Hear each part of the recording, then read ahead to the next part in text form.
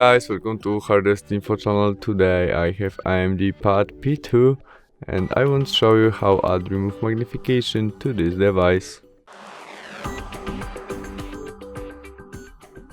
We start off opening settings application.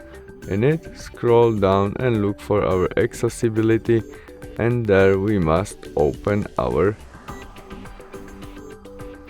magnification, which is there, and turn on it by switch on. Confirm by got it, and we have our shortcut which position we can easily change. Tap on it and swipe with it on screen to select place.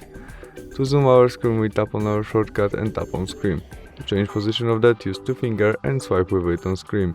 You can also zoom on zoom out, and when you use only one finger you can go up and down in our magnification.